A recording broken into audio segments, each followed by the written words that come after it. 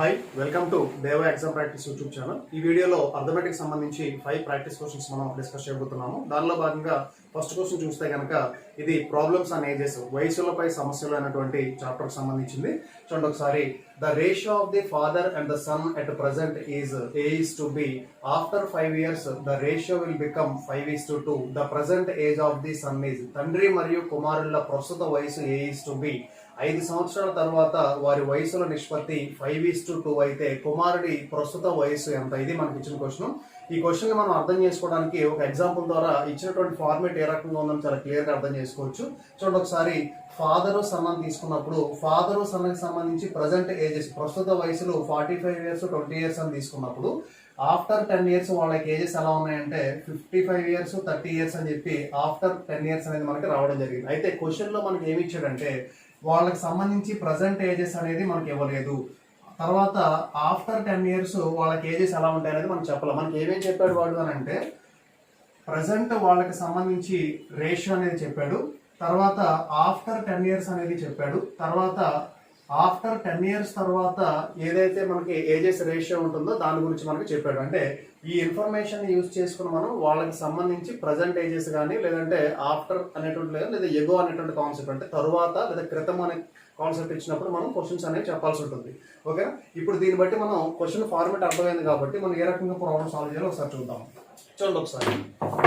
ఇక్కడ father sun వీళ్ళకి సంబంధించి ప్రజెంట్ అంటే ప్రస్తుత వయసుల నిష్పత్తి ఇచ్చాడు కాబట్టి ఇది A:B అని వాడే చెప్పాడు. తర్వాత ఆఫ్టర్ 5 years వాళ్ళ యొక్క ఏజెస్ అనేవి ఏ రకంగా ఉంటాయి అంటే వాళ్ళ ఏజెస్ రేషియో అనేది 5:2 గా ఉంటుంది అని చెప్పాడు. ఇప్పుడు చూడండి ఒకసారి. ఈ టైప్ ఆఫ్ క్వశ్చన్స్ వచ్చినప్పుడు మనం ఫాదర్ అంటే ఇక్కడ మనకు వేరియబుల్స్ లో రేషియో అనేది ఇవ్వడం జరిగింది, ఇక్కడ నెంబర్స్ లో ఇచ్చాడు. దీన్ని మనం ఇక్కడ ఫాదర్ ఏజ్ అనేది నేను A:K అంటే కాన్స్టెంట్ వాల్యూ తోటి మల్టిప్లై చేసి రేషియోని స్ప్లిట్ చేయడం జరిగింది. అలాగే సన్కి సంబంధించి ఏజ్ అనేది B:K గా నేను తీసుకోవడం జరిగింది. అంటే ఫాదర్ యొక్క ప్రజెంట్ ఏజ్ AK, సన్కి సంబంధించి ప్రజెంట్ ఏజ్ అనేది BK అని కన్సిడర్ చేశాను నేను. ఇప్పుడు చూడండి ఒకసారి దీని ఏ రకంగా మనం సాల్వ్ చేస్తాము అంటే ఫాదర్ యొక్క ప్రజెంట్ ఏజ్ AK, తర్వాత సన్కి సంబంధించి BK. ఆఫ్టర్ 5 years వాళ్ళ యొక్క ఏజెస్ రేషియో అంటున్నాడు. రేషియో అంటే మనం నథింగ్ బట్ ఫ్రాక్షన్ అని అర్థం చేసుకోవాలి. Fraction is nothing but ratio, ratio is nothing but fraction. అంటే భిన్నం అన్న నిష్పత్తి, నిష్పత్తి అన్న భిన్నం అని చెప్తాం మనం. అవునా? అంటే 5 సంవత్సరాల తర్వాత వాళ్ళ వయసు నిష్పత్తి ఎలా ఉందంటే 5:2 గా ఉంది అని చెప్తున్నాడు. అవునా? ఇప్పుడు దీన్ని మనం సింప్లిఫై చేస్తే కనుక ఇది 2AK + 10 that equal to 5BK + 25. Okay, variables అన్ని కూడా మనం సైడ్కి తీసుకొచ్చేస్తే కనుక 2AK - 5BK that equal to 25 - 10. ఇక్కడ దీన్ని K కామన్ తీస్తే కనుక 2A - 5B that equal to 15. Okay, ఇక్కడ K రావాలి అంటే కనుక 15/2A - 5B. ఎప్పుడైతే మనకి K వాల్యూ వచ్చిందో మనం సన్కి సంబంధించి అడిగాడు కాబట్టి ఏజ్ అనేది ప్రజెంట్ ఏజ్ అనేది సన్కి సంబంధించి ఏజ్ అనేది BK అని తీసుకున్నాం. అంటే సన్ యొక్క ప్రజెంట్ ఏజ్ అనేది మనం BK అని తీసుకున్నాము. అంటే B/K వాల్యూ ఎంత అంటే 15/2A - 5B. ఇది మనకి ఆప్షన్ లో ఎక్కడ ఉంటే అక్కడ ఆన్సర్ కింద మనం కన్సిడర్ చేస్తాం. ఇది మనకి ఫస్ట్ ఆప్షన్ లో ఉంది కాబట్టి దాన్ని మనం ఇక్కడ ఆన్సర్ కింద కన్సిడర్ చేయడం జరుగుతుంది. ఫస్ట్ క్వశ్చన్ సంబంధించి సెకండ్ అప్రోచ్ మనం అబ్జర్వ్ చేస్తే కనుక చూడండి ఒకసారి. పీక్యూలకు సంబంధించి ప్రజెంట్ ఏజెస్ రేషియో అంటే పీక్యూల యొక్క ప్రస్తుత వయసు నిష్పత్తి X:Y అని చెప్తూ ఆఫ్టర్ T years అంటే T సంవత్సరాల తర్వాత M:N అనేది వాళ్ళ యొక్క వయసు నిష్పత్తి అయింది అని చెప్పాడు. ఇప్పుడు P యొక్క ప్రజెంటేజ్ ఏంటి, Q యొక్క ప్రజెంటేజ్ అని అడిగినప్పుడు ఈ టైప్ ఆఫ్ క్వశ్చన్స్ వచ్చినప్పుడు ఎప్పుడు కూడా మనం ఏం చెప్తామంటే ఇక్కడ చూడండి ఒకసారి T years అంటున్నాడు కదా, ఆ T ఇక్కడ మీరు యాజ్ యూజువల్ గా రాసుకుంటారు. తర్వాత ఈ రెండింటికి డిఫరెన్స్ ఏదైతే ఉంటుందో ఆ డిఫరెన్స్ మనం తీసుకుంటాం. అంటే ఇంటూ ఇలాగ డిఫరెన్స్ బై ఇప్పుడు ప్రపోర్షన్ చెప్తాం దీనికి దీనికి. అవును, అంటే XN ప్రపోర్షన్ అంటే డిఫరెన్స్ అని చెప్తాను ఇక్కడ M/. ఇది మనకి ఒక కాన్స్టెంట్ ఫ్యాక్టర్. ఇది కాన్స్టెంట్. ఈ కాన్స్టెంట్ ని మనం X తో కానీ Y తో కానీ మల్టిప్లై చేస్తే మనకు వచ్చేటువంటి రిజల్ట్ ఏంటంటే X యొక్క వాల్యూ Y యొక్క వాల్యూ వస్తుంది. అంటే ఇప్పుడు నాకు P కి సంబంధించి ప్రజెంట్ ఏజ్ కావాలి అనుకున్నప్పుడు అంటే X × T × M difference N by X N difference M by. ఒకవేళ క్యూ అడిగాడు అనుకోండి, క్యూ అడిగితే కనుక ఏమని చెప్తామంటే మనం Y into T into M difference N by X N difference M I అని చెప్తాం. ఒకవేళ ఇవి అడిగితే కనుక అవి కూడా మనం చెప్పొచ్చు. ఓకే, ఇప్పుడు మనకి ఏదైతే ఒరిజినల్ గా క్వశ్చన్ ఉందో ఆ క్వశ్చన్ మనం ఆ అప్రోచ్ ఏదైతే ఇందాక మనం చేసామో అది షార్ట్ కట్ అని చెప్తున్నాం. మనం దాని ప్రకారం ఇక్కడ మనం క్వశ్చన్ చాలా ఈజీగా సాల్వ్ చేయొచ్చు. ఆఫ్టర్ 5 years, 5 years వాళ్ళకి ఏజెస్ రేషియో అనేది 5:2గా ఉంది అని చెప్పాడు. మనకు కావాల్సింది ఏంటంటే సన్నకి సంబంధించి ప్రజెంట్ ఏజ్ అనేది చెప్పాలి. సన్నకి సంబంధించి ప్రజెంట్ ఏజ్ చెప్పాలి అంటే చూడండి ఒకసారి నేను చెప్పినట్టుగా ఈ 5 ఎలాగే రాస్తాము, తర్వాత ఈ రెండింటికి డిఫరెన్స్ తీసుకుంటామని చెప్పాను నేను. అంటే 5 డిఫరెన్స్ 2 అవును బై తర్వాత ప్రపోర్షన్ అని చెప్పాను. అవును ప్రపోర్షన్ అంటే ఇక్కడ 2a మైనస్ 5b. ఓకేనా, 2a మైనస్ 5b. తర్వాత వచ్చేటువంటి రిజల్ట్ ఏంటంటే మనకి ఇక్కడ దీన్ని మనం సింప్లిఫై చేస్తే కనుక 5కి 2కి డిఫరెన్స్ ఎంత అంటే 3 అని చెప్తామంటే 15 బై 2a మైనస్ 5b. ఇది మనకు వచ్చింది. ఇప్పుడు దీన్ని దేంతో మల్టిప్లై చేయాలి అంటే దీంతో మల్టిప్లై చేస్తే కనుక అంటే మనకి కాన్స్టెంట్ ఫ్యాక్టర్ అనేది రావడం జరిగింది, కాన్స్టెంట్ వాల్యూ అనేది రావడం జరిగింది. దీంతో మల్టిప్లై చేస్తే ఫాదర్ ఏజ్, దీంతో మల్టిప్లై చేస్తే సన్నకి ఏజ్ రావడం జరుగుతుంది. మనకు అడిగింది ఏంటంటే సన్నకి సంబంధించి ప్రజెంటేజ్ అడిగాడు కాబట్టి దేంతో మల్టిప్లై చేయాలి, బి తోటి మనం మల్టిప్లై చేస్తాం. అంటే b into 15 by 2a minus 5b. అవునా, దీని నుంచి మనకు వచ్చేది ఏంటంటే 15b by 2a minus 5b. Okay, ఈ రకంగా మనం ఈ ప్రాబ్లమ్ ని చాలా సింపుల్ గా కూడా సాల్వ్ చేసుకోవచ్చు. క్వశ్చన్ నెంబర్ 2 మనం చూస్తే కనుక ఇది ప్రాఫిట్ అండ్ లాస్ అనేటువంటి చాప్టర్ సంబంధించింది. The profit percent is on the 3 articles A, B and C is 10%, 20% and 25%. The ratio of the C cost price is 1:2:4. Also the ratio of number of articles sold of A, B, C is 2:5:2. Then overall profit percent is, ఇక్కడ ఏం చెప్తున్నారంటే మనకి 3 వస్తువులు ఏబిసిలపై వరుస లాభ శాతాలు చెప్పడం జరిగింది. వాటి యొక్క కొన్న వేల నిష్పత్తి కూడా మనకి 1:2:4 అని చెప్పాడు. అలాగే ఆ వస్తువుల యొక్క అమ్మకం వస్తువుల సంఖ్యలపై నిష్పత్తి 2:5:2 అని చెప్పాడు. అయితే మొత్తం మీద లాభ శాతం ఎంత అంటే దీన్ని మనం సింపుల్ గా ఏ రకంగా అర్థం చేసుకోవచ్చు అంటే చూడండి ఒకసారి, ఏబిసి అనేటువంటి 3 types ఆఫ్ ఆర్టికల్స్ ఉన్నాయి. వాటి యొక్క ఈచ్ కాస్ట్ ప్రైస్ అనేది 1:2:4 అని చెప్పాడు. అంటే దాని మీనింగ్ అంటే ఈచ్ కాస్ట్ ప్రైస్ అంటే ఒక్కొక్క దాని అంటే ఏ అనేటువంటి వస్తువులకు సంబంధించి ఒక్కొక్కటి ప్రైస్ ఎంత అంటే ఇది 1 రూపీ అనుకుంటే కనుక ఇది 2 రూపీస్ అనుకుంటే కనుక 4 రూపీస్ అని మనం అర్థం చేసుకోవచ్చు.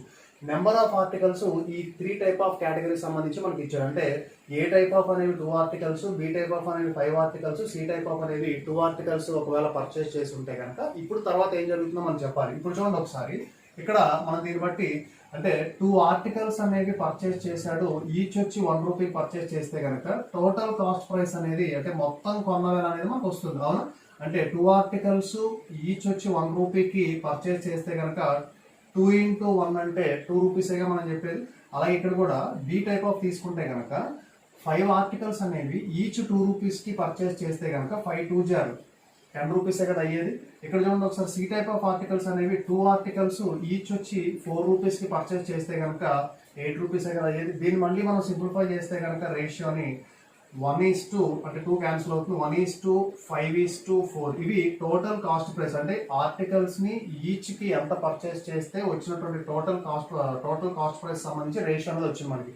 ఇప్పుడు దీని మీద 10% కి సేల్ చేశాడు, ఇది తీసుకుంటే కనుక 20% కి సేల్ చేశాడు, ఇది తీసుకుంటే కనుక 25% కి సేల్ చేశాడు. ఇది మనకి ఇచ్చినటువంటి ఇన్ఫర్మేషన్. ఓవరాల్ గా ప్రాఫిట్ పర్సెంట్ ఎంత వస్తుందో చెప్పాలి. ఓవరాల్ గా ప్రాఫిట్ పర్సెంట్ ఎంత వస్తుంది అంటే మనకి ప్రాఫిట్స్ తెలుసు, కాస్ట్ ప్రైస్ కు సంబంధించిన రేషియో తెలుసు. కాబట్టి దీన్ని బట్టి మనం సింపుల్ గా అర్థం చేసుకోవచ్చు.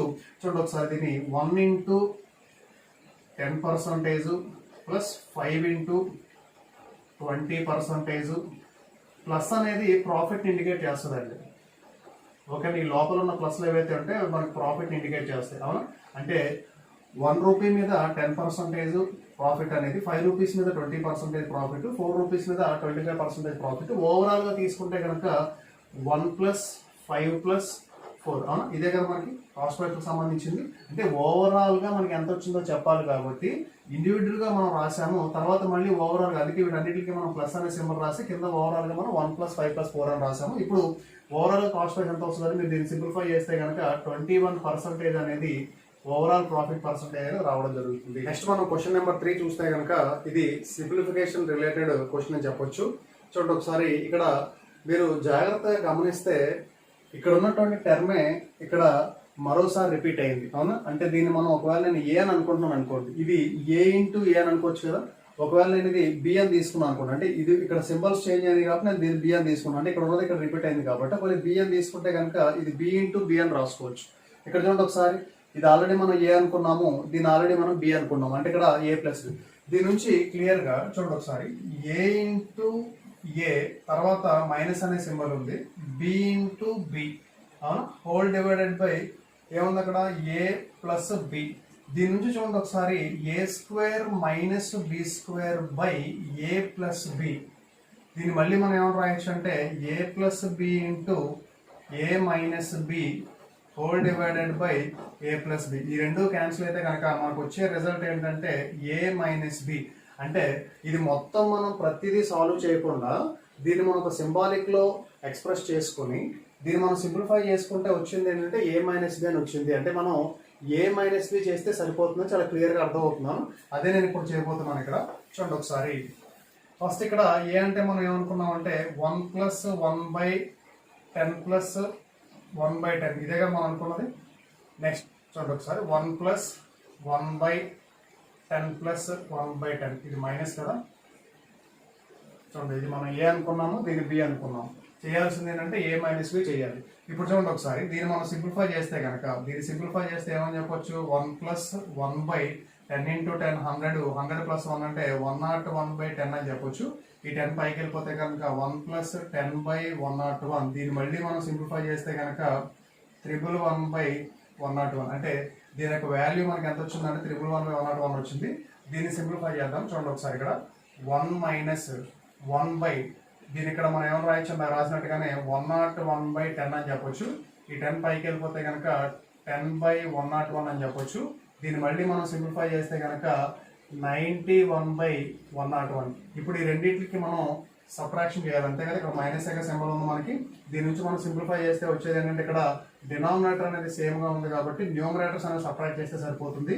మనకు వచ్చే రిజల్ట్ ఏంటంటే 20/101. ఆప్షన్ సిలో ఉందని మనం అర్థం చేసుకోవచ్చు. క్వశ్చన్ నెంబర్ 4 మనం చూస్తే కనుక ఇది ప్రాబ్లమ్స్ ఆన్ నెంబర్స్, సంఖ్యలపై సమస్యలు అనేటువంటి చాప్టర్ కి సంబంధించింది. If 3 numbers are added in pairs the sums equal 10, 19 and 21. Find the one of the number. 3 సంఖ్యలను జతలుగా కలుపగా వచ్చే మొత్తాలు 10, 19 మరియు 21 అయితే వాటిలో ఒక సంఖ్య కనుగొనండి. అంటే మనకి ఇచ్చినటువంటి క్వశ్చన్ ఏంటంటే అక్కడ 3 నెంబర్స్ అని చెప్పాడు. 3 నెంబర్స్ నేను ఏ కామా బి కామా సి అని తీసుకుంటున్నాను. అంటే 3 నెంబర్స్ అనేవి ఏ కామా బి కామా సి అని తీసుకున్నప్పుడు వాటిని జతలుగా కలిపినప్పుడు, జతలుగా అంటే మనం ఏమని చెప్తాము, ఇలాగా ఏ ప్లస్ బి అనేది ఒక జతగా కలిపాను. తర్వాత ఈ జత తీసుకున్నప్పుడు బి ప్లస్ సి అవుతుంది. నెక్స్ట్ మళ్ళీ ఇంకో జత మనకి సి ప్లస్ సి అనేది రావుతుంది. అంటే జతలుగా కలిపినప్పుడు వచ్చేటువంటి మొత్తాలు అంటే సమ్స్, అంటే పెయిర్స్ గా మనం యాడ్ చేసినప్పుడు వచ్చేటువంటి సమ్ అంటే ఏం చెప్పాలి, ఏ ప్లస్ బి అనేది సమ్ అని చెప్తాం మనం. ఇది మనకి ఎంత అని చెప్పాడంటే వాడు 10 అని చెప్పాడు. నెక్స్ట్ సెకండ్ వచ్చింది ఎంత అంటే ఇక్కడ 19 అని చెప్పాడు. థర్డ్ వచ్చింది ఎంత అంటే ఇక్కడ 21 అని చెప్పాడు. అవును, దీని నుంచి మనం ఆ 3 నెంబర్స్ ఫైండ్ అవుట్ చేయాలి. ఎందుకంటే మనకి ఆ 3 నెంబర్స్ ఏంటని అడగలేదు. ఆ దాంట్లో వన్ ఆఫ్ ది నెంబర్ అంటే ఖచ్చితంగా 3 నెంబర్స్ మనం ఫైండ్ అవుట్ చేయాలి. ఆ ఫైండ్ అవుట్ చేసి దాంట్లో వన్ ఆఫ్ ది నెంబర్ ఏముందనేది మనం చెప్పాల్సి ఉంటుంది. అవును, ఇప్పుడు నేను ఏం చేస్తానంటే మొత్తం ఈ 3 సమ్స్ ని యాడ్ చేస్తే కనుక 2 of A plus B plus C that equal to 21, 19 అంటే 40 అంటే ఇది 50 రావడం జరిగింది. అప్పుడు A plus B plus C equal to 50/2 అంటే దట్ ఈక్వల్ టు 25 అనేది A plus B plus C రావడం జరిగింది. మనకి 3 నెంబర్స్ సమ్ వచ్చింది.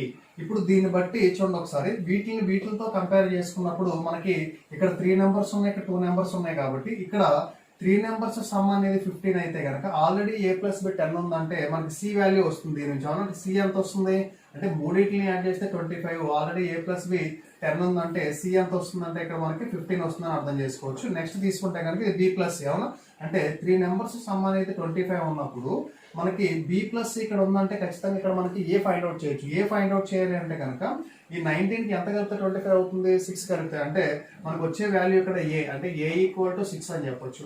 నెక్స్ట్ ఇక్కడ సి ప్లస్ ఏ అనే సమ్ ఉందాం, అంటే ఏ ప్లస్ బి ప్లస్ 25 అన్నప్పుడు సి ప్లస్ ఏ అంటే మనం బి ఫైండ్ అవుట్ చేయొచ్చు. అంటే 21 కి ఎంత కలిపితే ఇక్కడ 25 అవుతుంది, అంటే 4 కలిపినప్పుడు 25 అవుతుంది. అంటే ఇక్కడ మనకి బి వాల్యూ అనేది ఎంత వస్తుంది అంటే 4 అనేది రావడం జరుగుతుంది. అంటే మనకి ఆ 3 నెంబర్స్ ఏంటంటే ఒకటి 15, రెండోదేమో 6, ఇంకోటి వచ్చేటప్పుడు 3 అని 4 అని చెప్తాము. అంటే ఈ 3 నెంబర్స్ లో వన్ ఆఫ్ ది నెంబర్ అంటే అక్కడ ఆప్షన్స్ లో ఎక్కడ ఉందో చూసుకోవాలి. అంటే 6 ఉందా ఎక్కడ కనిపించట్లా, 4 ఉందా ఎక్కడ కనిపించట్లా, 15 ఉందా అంటే ఫస్ట్ ఆప్షన్ లో మనకు కనిపిస్తుంది కాబట్టి డైరెక్ట్ గా మనం 15 ఆన్సర్ కింద కన్సిడర్ చేస్తాం. ఇక్కడ క్వశ్చన్ నెంబర్ 5 మనం చూస్తే కనుక ఇది కూడా ప్రాబ్లమ్స్ ఆన్ నెంబర్స్, సంఖ్యలపై సమస్యలు అనేటువంటి చాప్టర్ కి సంబంధించిందే. Find the number which one multiplied by 25 is increased by 480. ఒక సంఖ్యను 25 చే గుణించగా అది 480 పెరుగుతుంది, అయితే ఆ సంఖ్య ఏంటి? చూడండి ఒకసారి, ఆ నెంబర్ ఏంటో నాకు తెలియదు కాబట్టి ఆ నెంబర్ నేను క్యాపిటల్ ఎన్ అని అనుకుంటున్నాను. దీన్ని దేంతో మల్టిప్లై చేస్తున్నాడు అంటే 25 తో మల్టిప్లై చేస్తున్నాడు అని చెప్తున్నాడు. అప్పుడు వచ్చేటువంటి రిజల్ట్ అంటే ఆ సంఖ్య అనేది 480 పెరుగుతుంది. అంటే ఆ నెంబర్ని మనం ఎన్ అనుకున్నాము, అది ఎంత ఇంక్రీజ్ అవుతుంది అంటే 480 ఇంక్రీజ్ అవుతుంది. అంటే నెంబర్ ఎన్ అనుకున్నప్పుడు దాన్ని 25 తో మల్టిప్లై చేస్తే వచ్చేటువంటి రిజల్ట్ ఏదైతే ఉంటుందంటే ఆ నెంబర్ అనేది 480 ఇంక్రీజ్ అవుతుంది అని చెప్తున్నాడు. ఇప్పుడు చూడండి ఒకసారి దీన్ని మనం 25n అని రాసుకోవచ్చు. ఈ ఎన్ వేరియబుల్స్ అనే పక్కన తీసుకొచ్చేస్తే కనుక ఇది 480 అవుతుంది. అంటే 24n equal to 480, then n equal to 20 అని చెప్పొచ్చు. అంటే మనకు అడిగింది ఏంటంటే ఆ నెంబర్ ఏంటో చెప్పండి అన్నాడు. ఆ నెంబర్ మనకి ఎంత వచ్చిందంటే 20 వచ్చిందని అర్థం చేసుకోవచ్చు. ఒకవేళ మీరు చెక్ చేసుకుంటే కనుక చూడండి ఒకసారి, n ఇంటూ 25 అని అంటున్నాడు అని అంటే 20 ఇంటూ 25 అవునా, అంటే ఎంత వచ్చింది ఇక్కడ మనకి 500 అనేది వచ్చింది. అప్పుడు ఆ నెంబర్ ఎంత ఇంక్రీజ్ అవుతుందంట 480 ఇంక్రీజ్ అవుతుంది. అంటే n ప్లస్ 480 అవ్వాలి అవునా. అంటే n ఆల్రెడీ 20 వచ్చింది కాబట్టి ప్లస్ 480 ఇంక్రీజ్ అవుతుందా అంటే n 20 అనుకుంటే కనుక 480 ఇంక్రీజ్ అవుతుందంటే ఎంత అవుతుంది ఇక్కడ వాల్యూ, అంటే ఈ రెండు ఈక్వల్ గా వచ్చినాయి లేదా. దీన్ని బట్టి మనం చాలా క్లియర్ గా n ఈక్వల్ టు 20 అని అర్థం చేసుకోవచ్చు. ఓకే, ఇవి మనకి ఈ వీడియోకి సంబంధించి 5 అర్థమెటిక్ ప్రాక్టీస్ క్వశ్చన్స్. నెక్స్ట్ వీడియోలో మరో 5 అర్థమెటిక్ ప్రాక్టీస్ క్వశ్చన్స్ తో మనం మీట్ అవుతాం. Thank you very much.